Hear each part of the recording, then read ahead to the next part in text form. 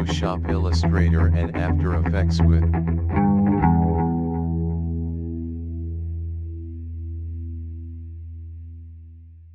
السلام عليكم ورحمة الله وبركاته.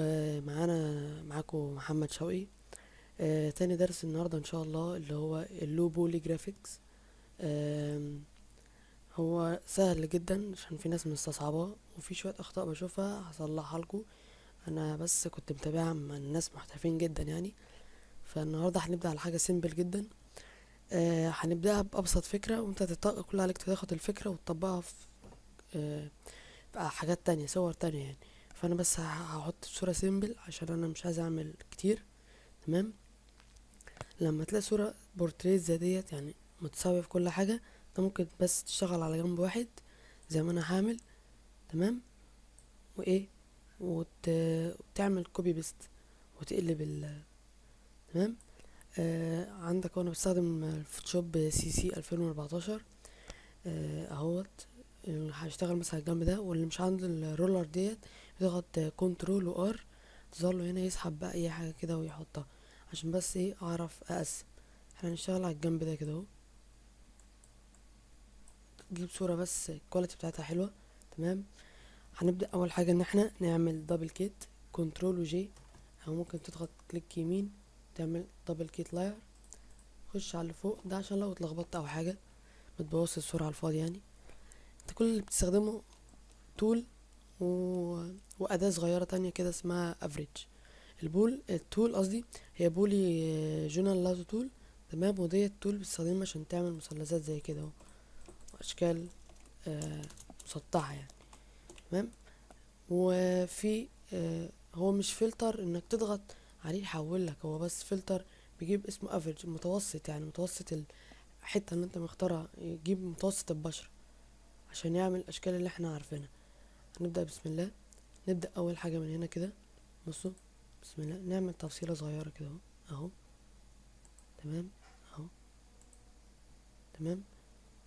تيجي هنا في فلتر بلر افريج، اهو زي ما انتوا شفتوا اهو. عمل المثلث كده اهو. تضغط كنترول ودي عشان تعمل دي سيلكت.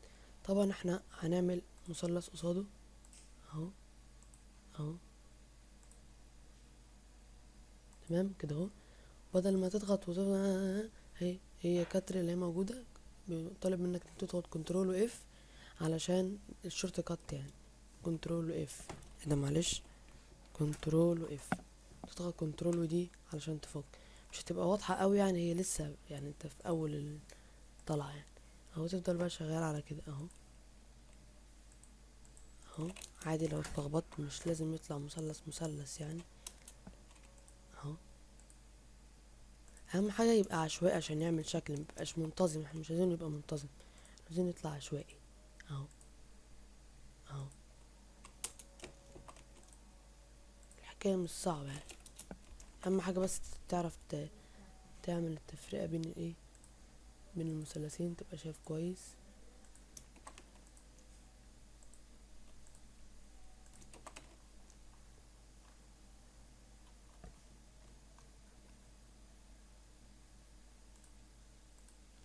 طبعا في ناس تبدأ أول مثلثين تلاتة أربعة كده وتلاقيهم يقفلوا بسرعة، يعني ليه كده مش فاهم.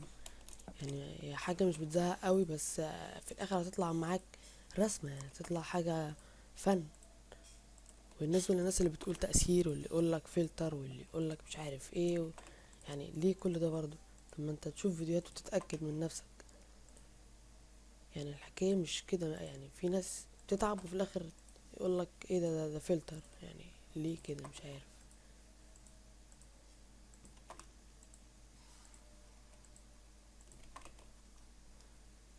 خش على الحتة اللي تحت اهو، نفس الكلام. يا ريت تعمل كل تفصيلة يعني. اهو.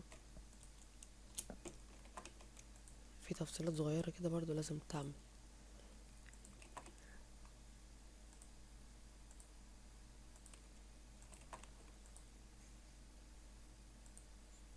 واحلى حاجة في انك مش هتيجي مثلا زي الحتة في العين اللي هي المدورة دي وهتقول لي اعملها، يعني هي بتبقى بس كروكي. هتعمل العين بس لكن مش هتعمل التفاصيل اللي جوه العين. انت ممكن تعمل كده بس ايه، شكل مش مثلث قوي بس يجي يسد معاك الشكل. انا كل اللي اتمنى ان الفكرة توصل لك. انا مش بقول يعني انك تعمله بالظبط. اهو عشوائي كده، عشوائي، شغل عشوائي اهو.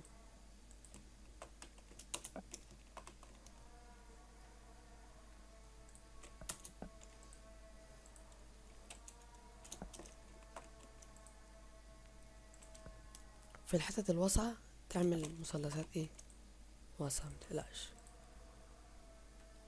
بس احنا هنا عشان في تفصيل تاني، فاحنا ايه هنقف لحد الحتة دي كده. تمام، نشتغل عشوائي برضه، مش اهو.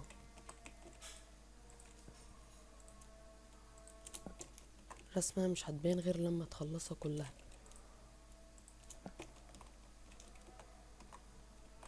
عشان كده انا هسرع، يعني هشتغل شوية كده وهتلاقوني بسرع ايه الفيديو.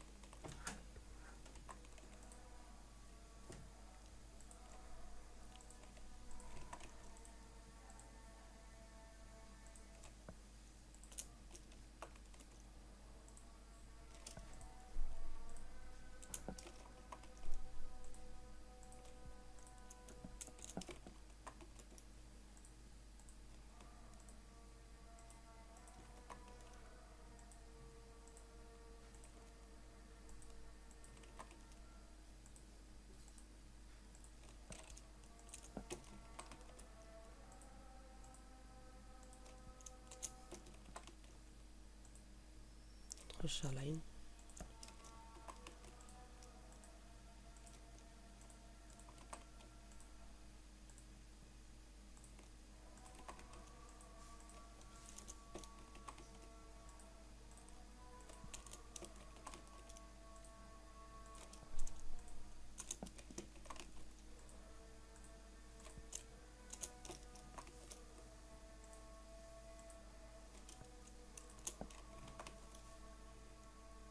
حتة الفراغات دي ممكن تملاها كده، يعني تعمل فيكسات. يعني اكيد اي رسمة ممكن تفلت منك، انت تصلحها قبل ما تبوظ يعني. اهو سد الفراغات، اعمل اي حاجة كده بس. نشتغل تاني اهو.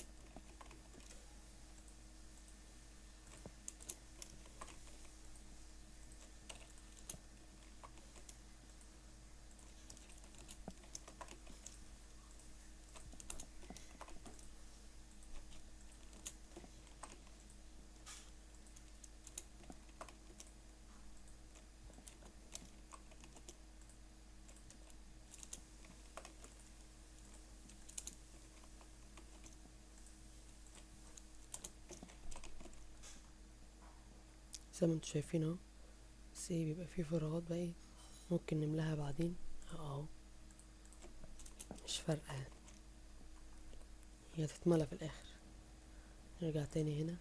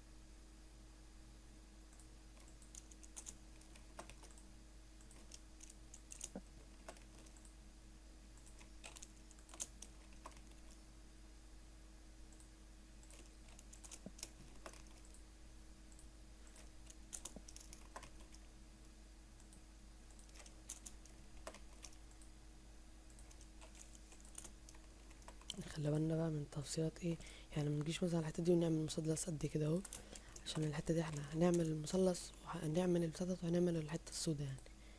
ايه، ركزوا بقى هنا اهو،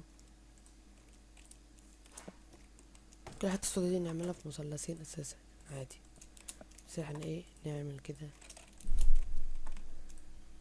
اهو،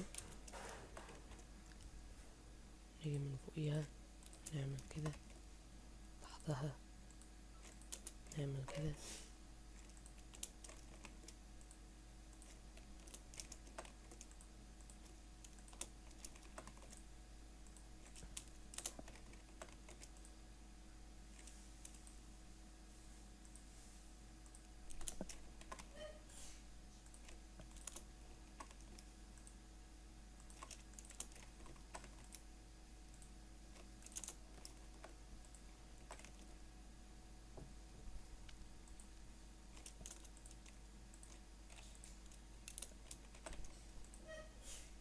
هو انتوا لسه مشفتوش الرسمة، يعني هي بتبقى تحس ان انت مش بترسم، بس هي بترسم يعني انت، هي بتظهر في الاخر خالص.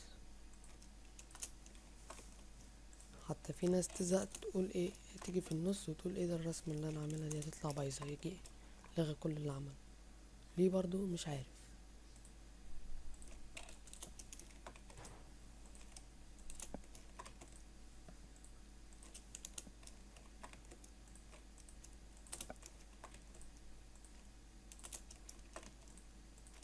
في تفاصيل صغيرة المثلث بيبقى مش مثلث وانت عامل زوم، بس لما بترجع ورا هتلاقيه ايه عامل زي.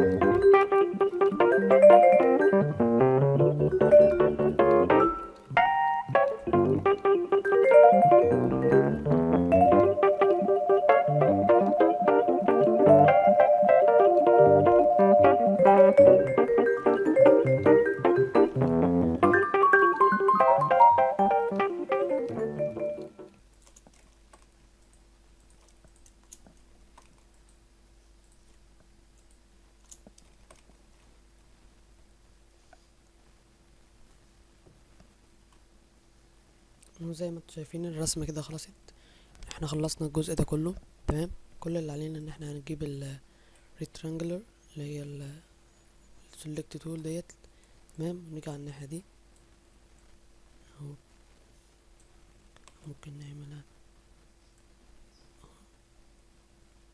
تمام.